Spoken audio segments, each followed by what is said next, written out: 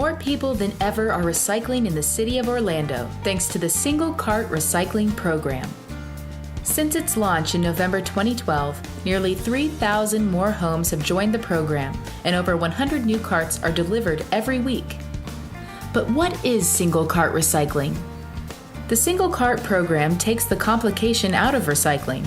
Instead of separating cans, plastic, and paper into separate containers, they can now be placed into a single container and sorted later. It's also a more cost-effective way of recycling. In the first quarter of 2013, the city has collected 22% more tons of recyclables, and the number of miles driven by the recycling trucks has dropped 31% from the same time period last year. That's saved the city over 2,500 gallons of gas, which is also a savings of around $10,000. It all starts with a new recycling cart. The cart is color-coded to the week your recycling will be collected. You will receive a calendar when your cart is delivered. Match your cart's color to the color on the calendar to see what week your recycling will be collected. Remember, your recycling day will be different from your regular garbage day.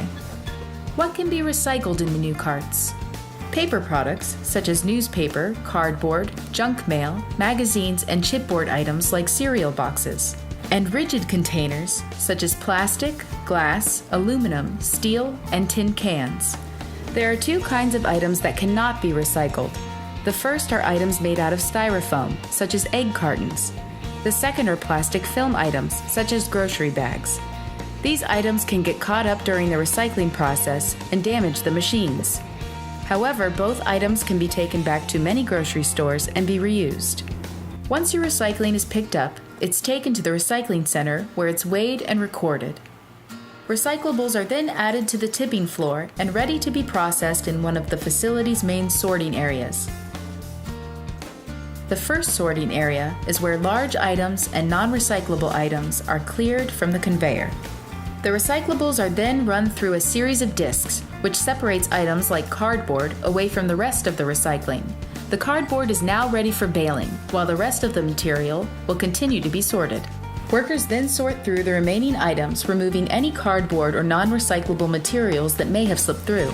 Next, another machine uses rollers to separate paper from the rigid containers. The paper is then sent to a conveyor where workers make sure no other material made it through the separating process.